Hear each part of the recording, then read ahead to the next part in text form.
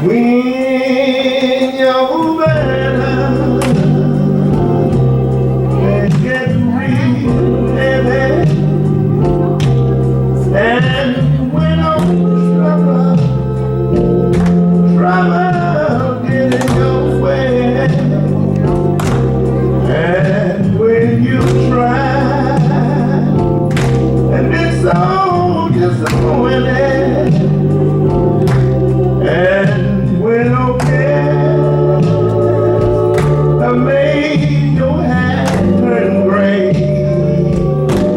Jesus knows, says he knows what we can bear. I'm so glad that I know, says I know the word of prayer. All you gotta do is feel now. Just say thank you, Jesus. Says I thank you for one more thing.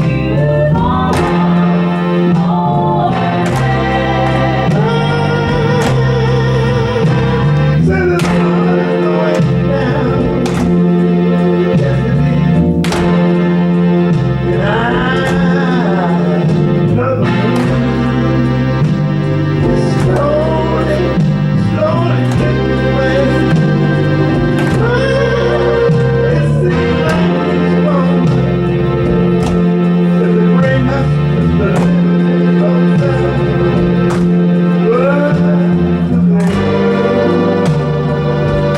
oh, every love. Well, when over trouble all around, and it seems like nothing seems to go your way. When all you gotta do is feel now, just say thank you, Jesus. And I thank you for one more thing.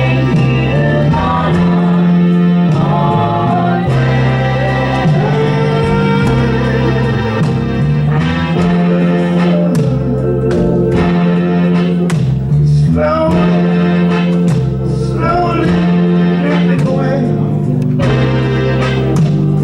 Yes, it is. And it seems like it's gone. Does it bring us just a little closer? Oh, today. Oh, every love. Yeah, when all trouble is all around you. Yeah, it seems like nothing seems to go your way. That's all you gotta do is feel now. Just say thank you, Jesus. Cause I thank you.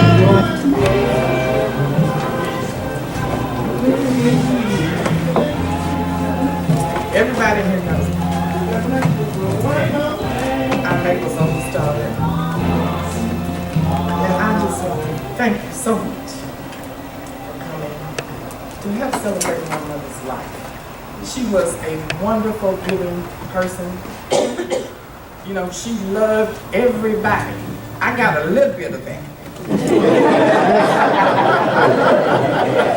But she, you know, I have an uncle that's 90, and he said about 2 weeks ago we were talking before Mama died, and he said, you know, I have a lot of sisters and brothers, but you know, your mother, I have never seen her angry. Well, now I'm sure that Mama has been angry at some time or another, but it was her way of showing it. You know, she didn't scream and yell like I do. She just was easy, and she was more of the philosopher. You know, she explained to us what anger did to us, and why we shouldn't be angry. You know, it's okay to have certain feelings and so forth, but you know, you don't talk loud. You don't do certain things. She has this very sound voice.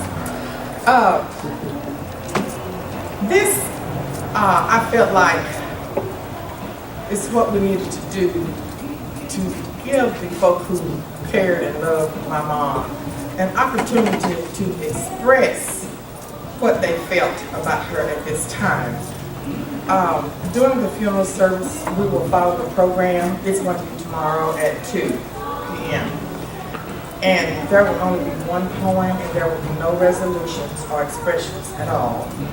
So if anyone here feels like that they want to have expressions, this is the time.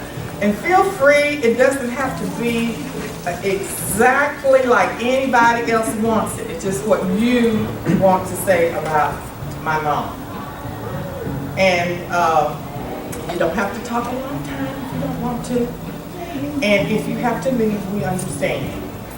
So I am going to relinquish my position here, and I'm going to sit down, and anyone who would like to make expressions or read resolutions or read a poem, you're welcome.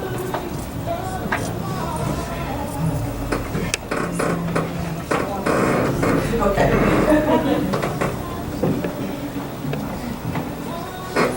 This is a poem. The title of this is a poem for my mom. You are the sunlight in my day. You are the moon I see far away. You are the tree I lean upon. You are the one that makes troubles be gone. You are the one who taught me life, how not to fight and what is right. You are the words inside my song. You are my love, my life, my mom. You are the one who cares for me. You are the eyes that help me see. You are the one who knows me best when it's time to have fun and time to rest. You are the one who has helped me to dream. You hear my heart and you hear my screams. Afraid of life but looking for love. I'm blessed for God sent you from above. You are my friend, my heart, and my soul. You are my greatest friend, I know. You are the words inside my song. You are my life, my love, my mom. Mabel Parker was legendary. That's the word that describes my mom.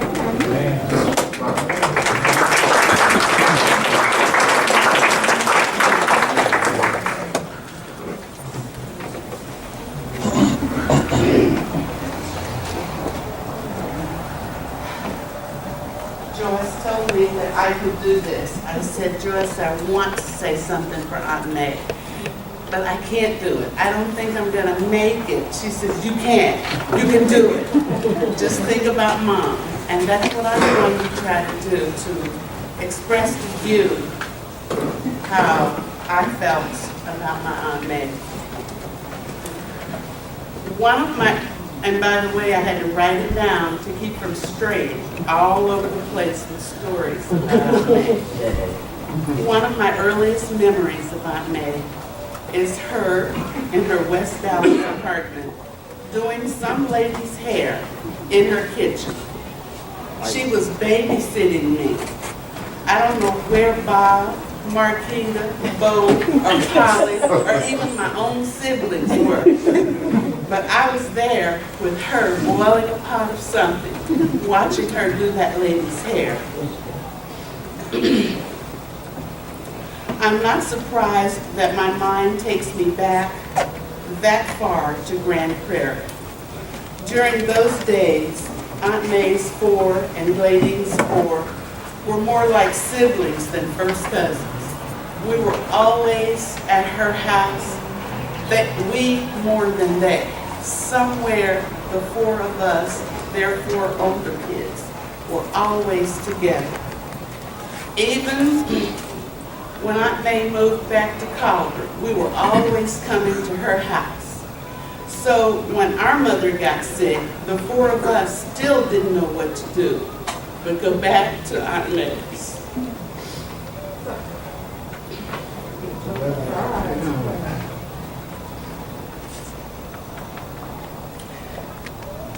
Wherever she was, her place was a refuge for not only us, but to a lot of other family members. She was patient and kind. I will always remember that. I look back on it now, and I don't know how she did it. Every time we're in college, as an adult, as we became adults, we definitely stopped at Aunt May's. The other lasting memory I have of Aunt May is her absolute love of the lake. Everybody in the family knows how she loved the lake. Frying chicken, making potato salad, getting things ready to go to the lake. Every family member knows this.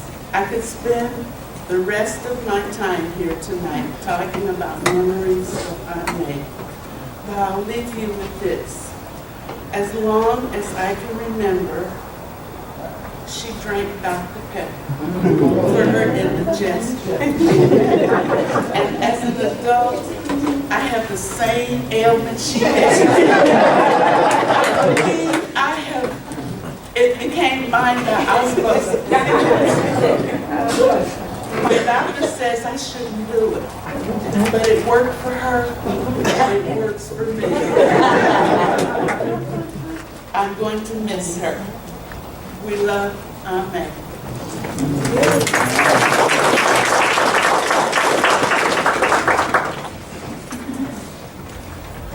Well, I'm the son of Miss Baby.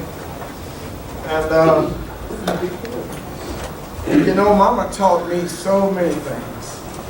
She taught me so many right things. Well, everything she taught me was right because that was just Mama's way. You know, Mama wasn't perfect, but, you know, she was righteous. Mama was definitely righteous. And she taught her children and her grandchildren the right way. And if you thought you were going to come in that house the wrong way, she would say, get your butt back outside. So many times she had to turn me around. You know, I was the only boy, so I had to show my testosterone. Well, Mama showed me the extension cord. And she let me know I didn't run that house. She ran that house, you know, in her own quiet way. In her own quiet way. She had control over every situation she was in. She had control over it. And she used to tell me, I used to like to watch the Westerns. And she used to say, boy, quit watching TV so much. You're watching other people get rich. She would say, you go and do something. And you try to make you some money. And you know, I've never worked an 8-hour job. I've never worked well, I've worked 8-hour job, but then another 8-hour job. That's stuck with me because she set the example. I never saw Mama sitting and just watching TV. She watched TV, but she was also fixing somebody's hair, as we call it. Or she was also sewing for somebody. Or she was cooking. She was never just doing one thing.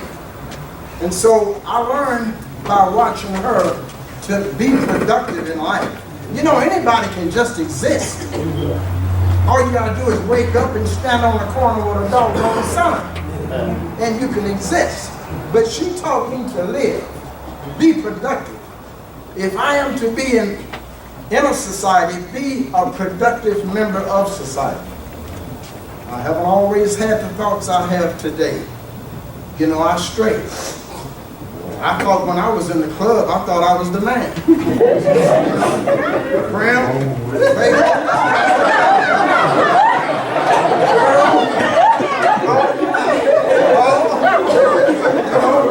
I won't embarrass everybody. I saw a lot of y'all. But I tell you, you know, the older I get, the more I began to follow more and more of her teachings because she taught me right. And from here on out, Laverne, I'm living my life, Laquita, the way my mama taught me. Because that way, I know I will leave a better legacy. That's my mother. I love her dearly. But I don't worry about mom anymore because I know where she is. I know she's holding my little sister, Polly. I know she's with her parents and her 2 ex-husbands. I don't know how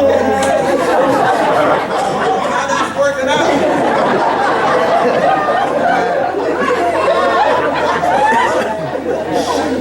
She's got control.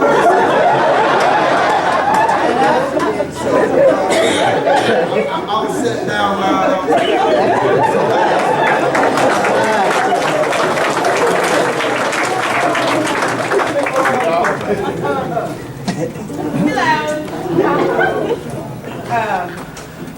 I'm going to keep it brief as well. I'm not going to rush off at the mouth like you all know that I usually do. First and foremost, I want to say that, Granny is our heart. That's just what it is. And I'll tell you a quick story. The night that she went to the hospital, when I was getting ready to leave, I said, okay, Granny, now be good and do what the nurses and doctors tell you to do, okay? And she said, well, I can't do nothing but keep it real.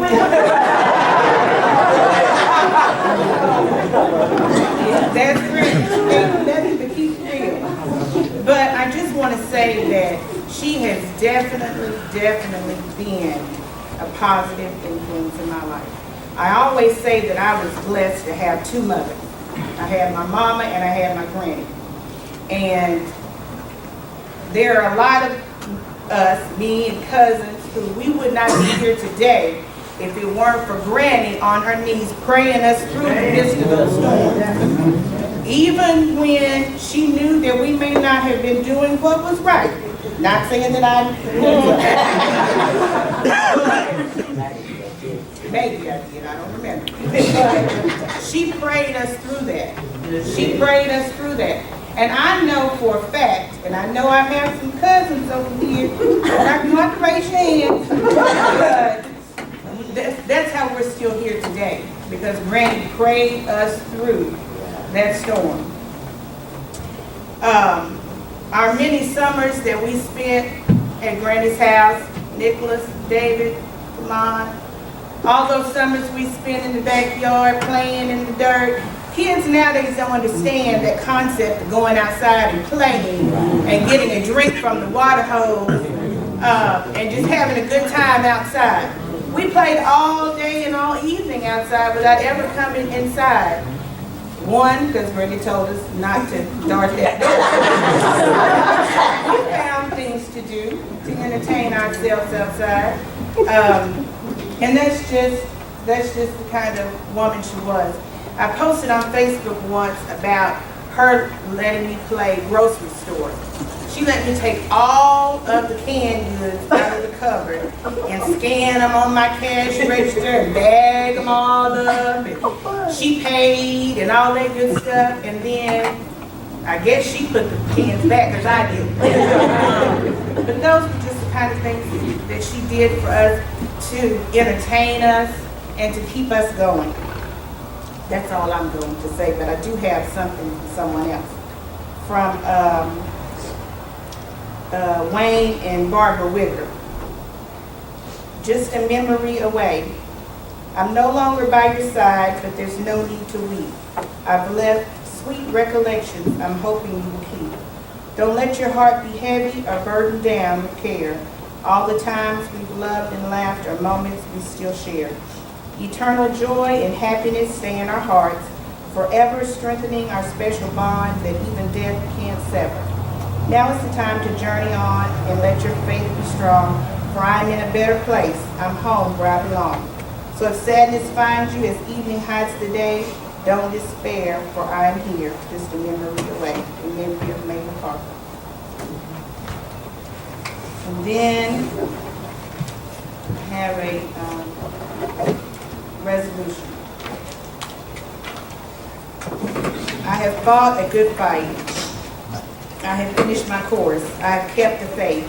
Henceforth there is laid up for me a crown of righteousness, which the Lord is the righteous judge shall give me at that day. Let not your heart be troubled. Ye believe in God, believe also in me. In my Father's house are many mansions. If it were not so, I would have told you. I go and prepare a place for you. And if I go and prepare a place for you, I will come again and receive you unto myself, that where I am, you may be also. For if we know that this earthly house or tabernacle be dissolved, we have a building from God, not made by hand, eternal in the heavens. To the family, we say this to you: to be absent from the body is to be present with the Lord. I followed the path God laid for me. I took his hand when I heard him call. I turned my back and I left it all. When I have been there 10,000 years, bright shining as the sun, we know less days to sing God praise, and when I can read my title clear, to that mansion in the sky, I'll bid farewell forever and wipe my weeping eyes. For I have a home prepared where the saints abide, just over in glory land. Be it resolved, a copy of this resolution will go to the children of Sister Mabel Parker, humbly submitted, friends of the Colbert community.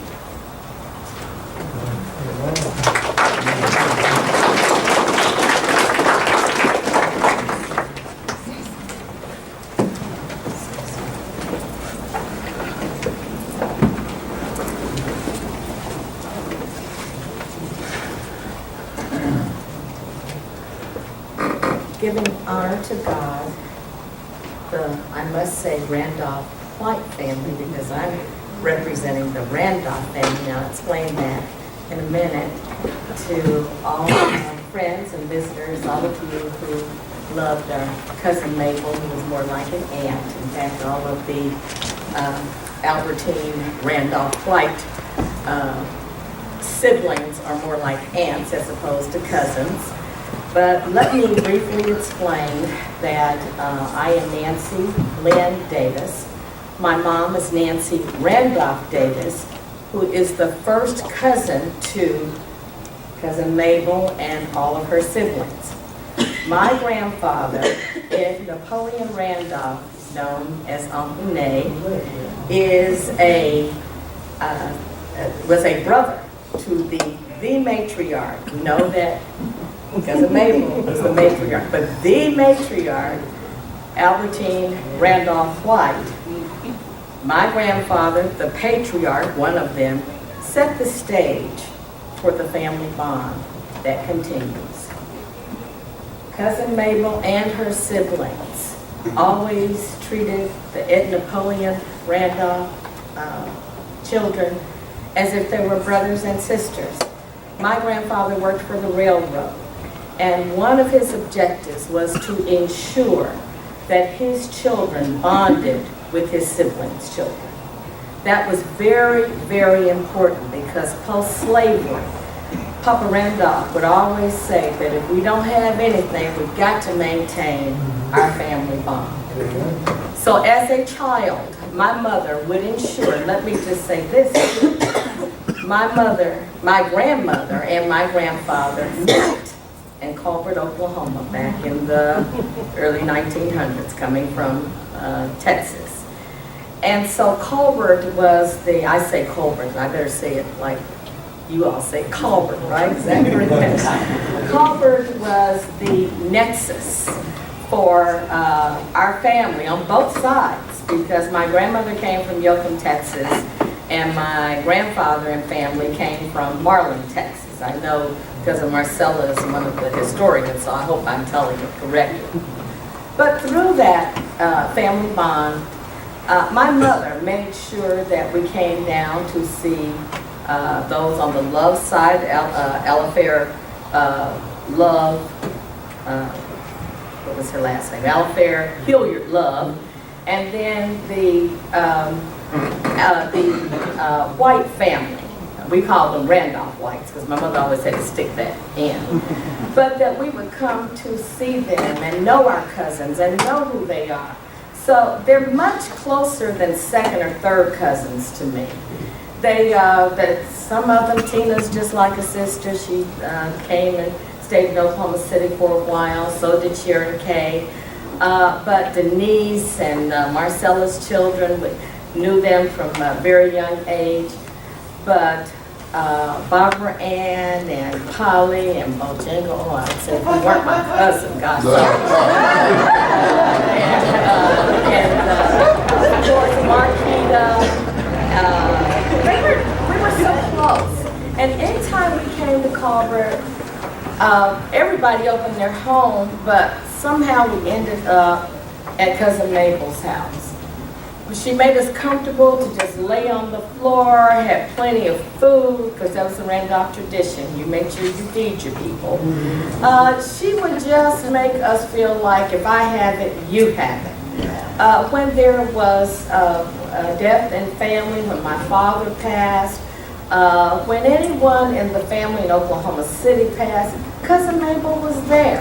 And so I knew that with my Aunt Lum, that's what we call that's what we call their grandmother, which would be Cousin Mabel's mother. I knew that when I went to California, that I too would be welcomed by their sister, which was Cleo and Augusta, and I felt like I was so at home. They weren't just my mother's first cousins; they were like aunts. They were like other mothers to me. And so I wanted the family to know that my mother really wanted to come, but she has been in and out of the hospital herself. And last night she said that, I didn't sleep well. And I said, well, Mother, why? And she said, oh, I just thought about my cousin. I love her so much. And she said, oh, I just like to go. I just wish I could go. Today, it was like very hard for me to leave her because she was, I know she was thinking about Cousin Mabel, but I want you to know that we love her very much, we love you very much, and you continue to be in our prayers. Thank you.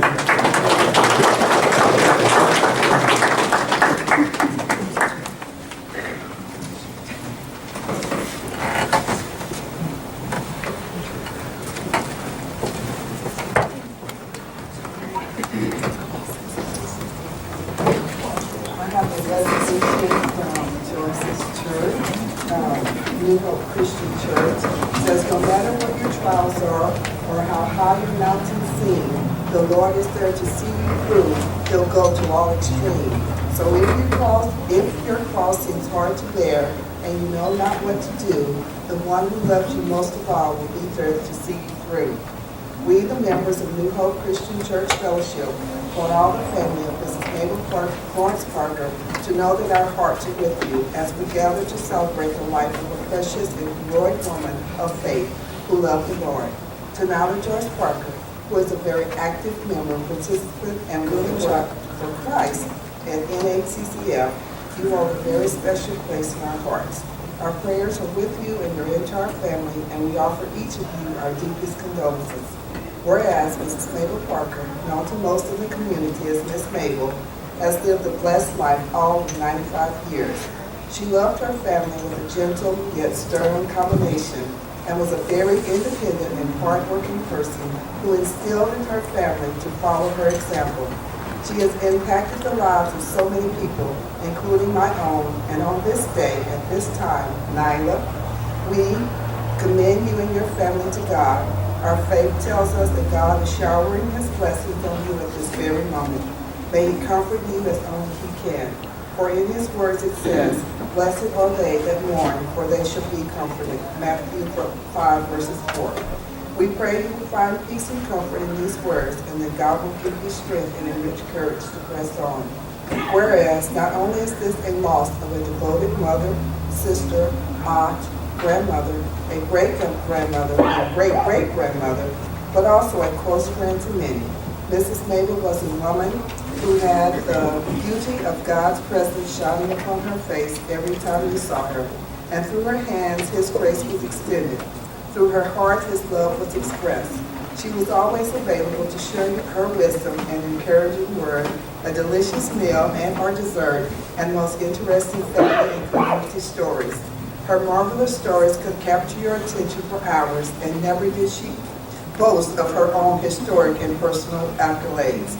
first African-American woman in Bryan County to own and operate her own business, Miss Mabel's Daycare Center, and that's where I got my start, at that daycare center.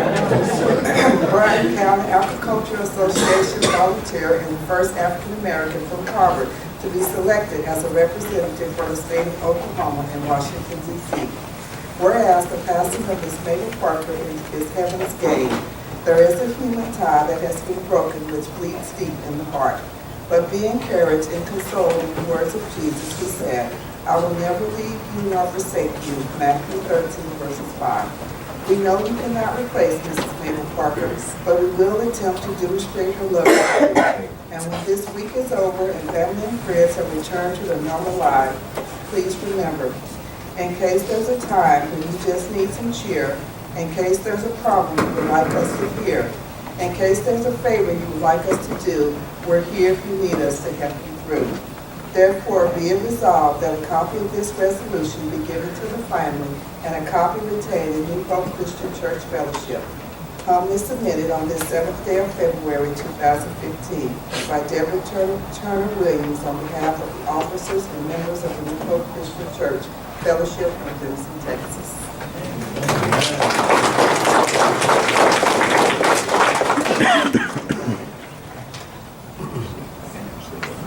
Thank you all for being here, family, friends, and extended friends and family. I am the grandson of James N. Kinney, which was Mabel's first husband, and I am the son of James Kinney, her only son. Thank you. Appreciate it. No introduction. There's a certain class and sophistication that this family has. And I think that when you sum up the life of Miss Mabel, it's one phrase, and it starts at the top. And when I look at the amazing things that our family has been able to accomplish in our lifetimes and the influence she had on friends and others, it starts at the top. So I know for myself, coming back home from Ohio in the summers, there was, very much like everyone else says, there was an unspoken class, sophistication, and style. And as we look at a lot of the photos here, there's no question how I wound up in the fashion business. And LaQuita wound up in the fashion business. And Latrice was in the fashion business. And then Joyce was in the fashion business. I mean, in a figurative way, that just the family has such a grace about it. And I really think that it starts at the top. So, of course, very unfortunate that we're all here today. But my last remarks, I would like to leave with notes for the future.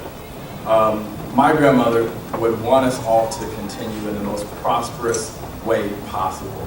And I think as a community and as a family, we should look forward, first of all, in mental health and in physical health and in spiritual health. So I encourage all of us moving forward in the time that we have left as a family to really be mindful of our activities when it comes to our physical health, spiritual health, and mental health, because of course, there's no way she would have reached the milestone of 95 if she hadn't been mindful of those activities. So I hope that the next time I see all of you, it's at a wedding, of course, but let's all just be mindful of who we are for the future, because I know that she would have wanted that. So rest in peace to my grandmother, your mother, the great-grandmother of some in this room, but that's the phrase that sums it up for me. It starts at the top. So thank you for setting the tone for all of our lives. God bless you.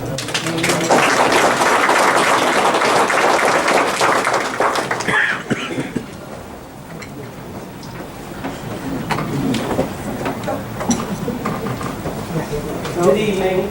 I am Joyce's friend from college. We played ball together. We roomed together all through college. So I'm like part of the family also.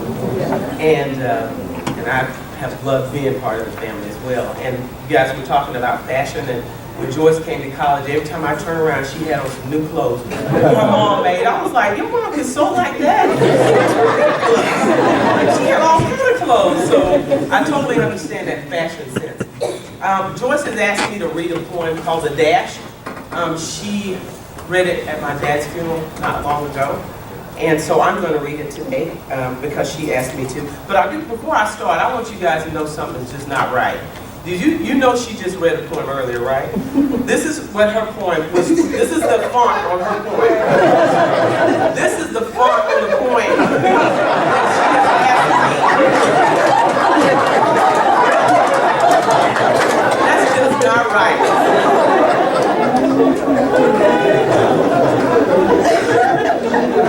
Yeah, I guess so. This is called The Dash, and it's by Linda Ellis. I read of a man who stood to speak at the funeral of a friend. He referred to the dates on her tombstone from the beginning to the end.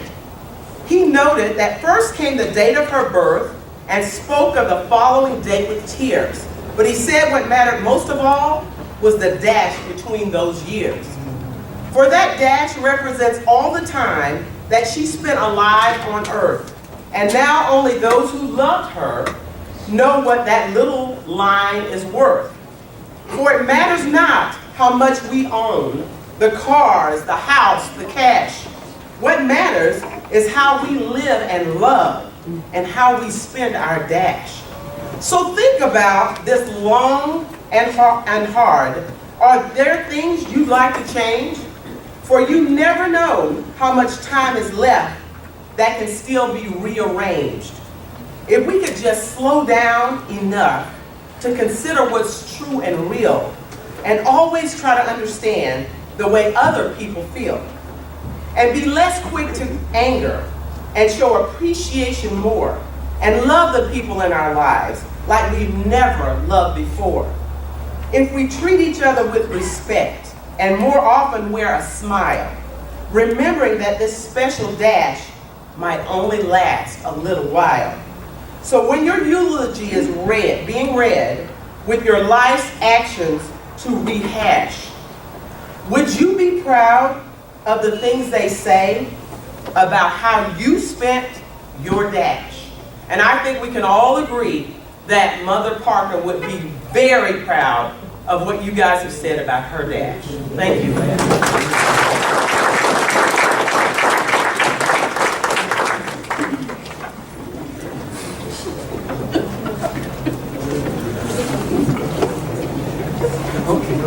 I'll be brief.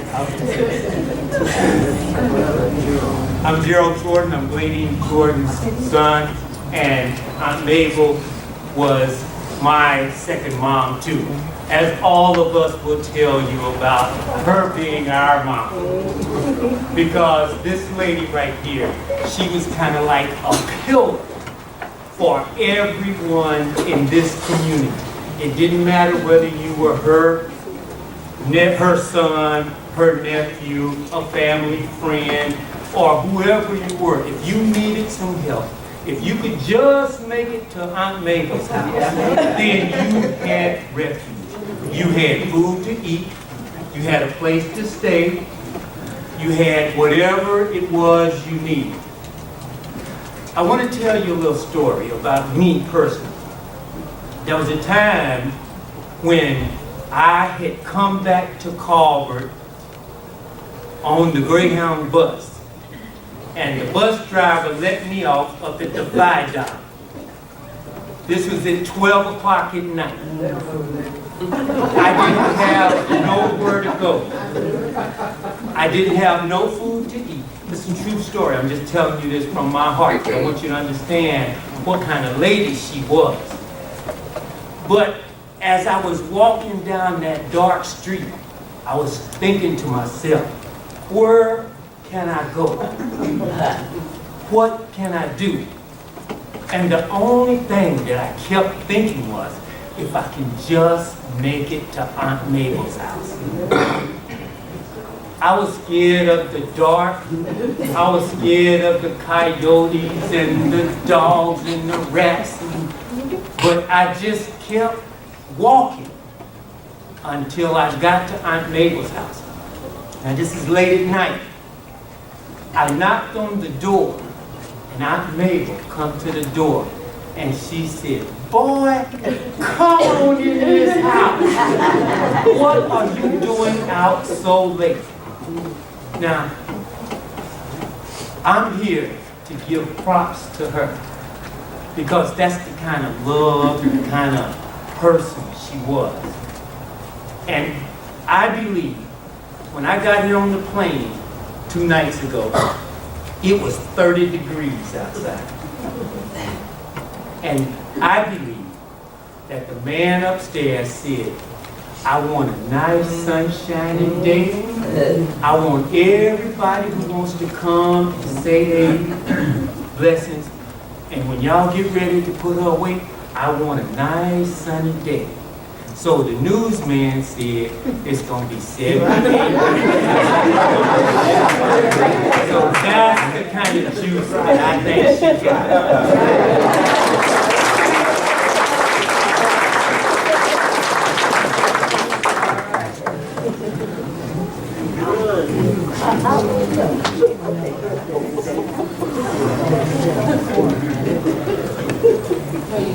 Evening, everyone.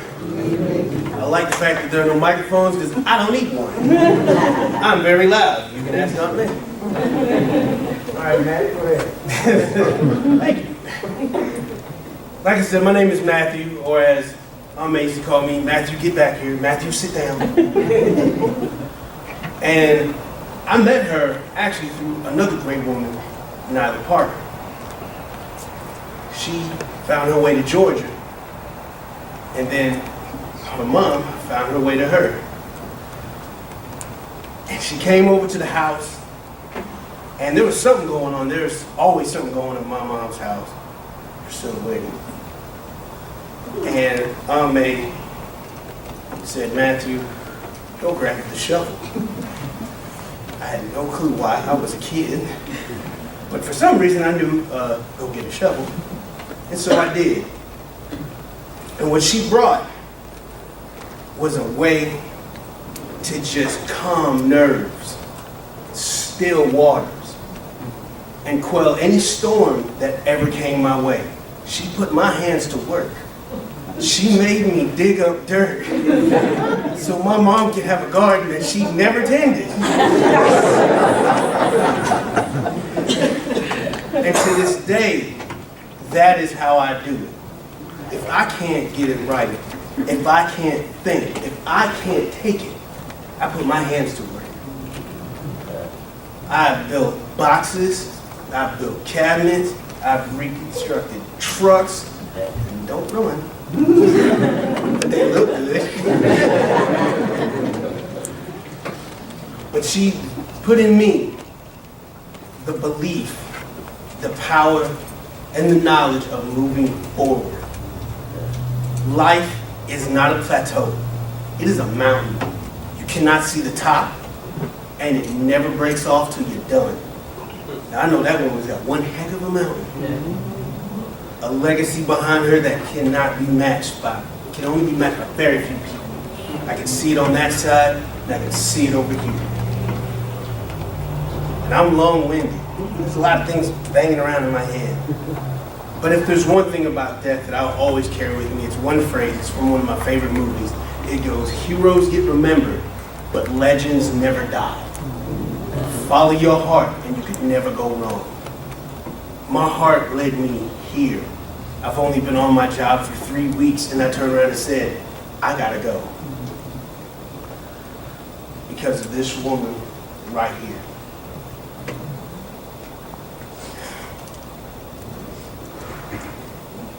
It's like I didn't lose one. I actually didn't lose any.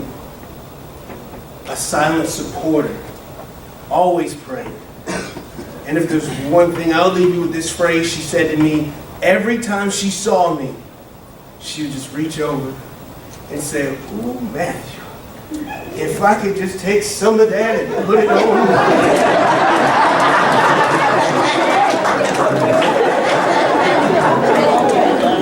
And it always made me laugh because her daughter Joyce would be like, don't get offended.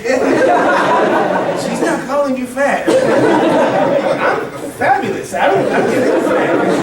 It's because of that woman right there. But that's it for me.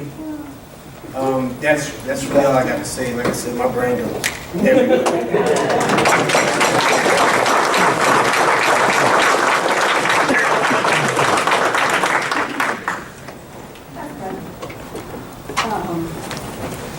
Hi. Denise didn't want to read the poem. And I'm like, I just wanted to get up and talk about Aunt Mabel, because the main thing I always remember, it is the craziest thing. She had this big old tubby thing at her house. I don't know what it was. It was a big round thing, and we would roll on it. What was that roll barrel? I love that barrel. I love that barrel. It was really awesome, but this woman is just totally amazing. Oh wow, I love to cook like peach cobbler, so think about her. Denise makes the best potato salad after hers is number 2. So, and then that chocolate, that yellow cake with the chocolate icing. I love that. Those are my favorite 3 things. But I'll never, she is the reason that I do not eat anybody's sauerkraut. We had at the daycare, sauerkraut like for a long so I don't eat sauerkraut. I remember I used to sneak it out to the truck when me and Uncle JC would go feed the pigs. I didn't like that sauerkraut. Not at all. But when I got the call, I had to go to school and I had to teach these 120 kids. I teach 3rd through 8th grade art. And I didn't feel like it that day. I just wanted to sit and think about Aunt Mabel. And all I could do, every time I saw one of the janitors, I was like, Aunt Mabel. I mean, I remember I would stay with her every once in a while. And I wanted to sweep the floors. But she used to get them up. She let us do it. She was just always there. When we remodeled our house, I was so excited because we were going to get to come and live in Aunt Mabel's other house because our house was getting fixed. And so it was another way to tie me together with her and with all of our family. But then I said, I gotta get up for this. I came home on the weekend and I was thinking, and I said, okay, get it together. But I just went up in my office and I stayed there all day. And I was thinking about how she's a role model for all of us. And if every kid I teach right now had an aunt like her, we wouldn't have the problems we have in school right now. And I've seen a lot of kids. I've moved from South Dallas, now I'm teaching over in Commerce, another little small school. They don't have an Aunt Mabel. Those kids have to go home right after school because there's nobody there to take care of them. Nobody to say, come on, baby, it's all right. And so when I read this poem, it was surely her. It says, a strong woman versus a woman of strength. A strong woman works out every day so her body be in shape. But a woman of strength looks deep inside to keep her soul in shape. A strong woman isn't afraid of anything. But a woman of strength shows courage in the midst of fear. A strong woman won't let anyone get the best of her. But a woman of strength gives the best of herself to everyone. That's what she does. A strong woman makes mistakes and avoids them in the future. But a woman of strength realizes life's mistakes can be blessing and capitalizes on them. Now, if I got in there, I'd be talking about those bad little kids. I may go, baby girl, they just kids. And you'll be all right. Just treat them like they're yours. A strong woman makes, oh, I'm sorry. Forgot I'm getting a little old. Oh my goodness. Okay. A strong woman walks sure-footed. But a woman of strength knows when to ask for help. I never knew she would say, well, why don't you go in there and help out and wash the dishes? A strong woman wears the look of confidence on her face, but a woman of strength wears grace. And I brought my little purse just like I'm in. And when I went to see her, I'm sorry, she said, last 2 weeks ago, she goes, wait, where about that fabric over there? You know, I said, I just started laughing and smiling. A strong woman has faith that is strong enough for the journey. But a woman of strength has faith that is in the journey, that she will become strong.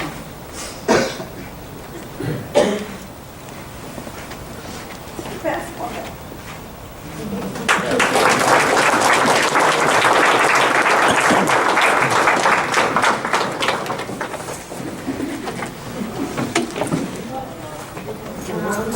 Hello everyone, thank you guys for coming out. I'm going to read something on behalf of Carla White. She's going to be here tonight, and she asked me to read this for her. In the 3rd chapter of Ecclesiastes, God reminds us that everything has a season. There is a time to plant and a time to harvest. There is a time to rejoice and a time to mourn. Today we mourn the loss of our dear Mabel Parker, but we also celebrate the incredible gift that she was to us. I feel it an honor to have the privilege to share these few words about a woman we all knew and loved.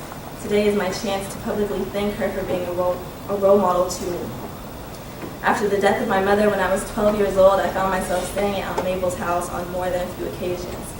Less gracious women would have found my presence an unwelcome imposition, but not Aunt Mabel. She treated me with love and made me feel like I belonged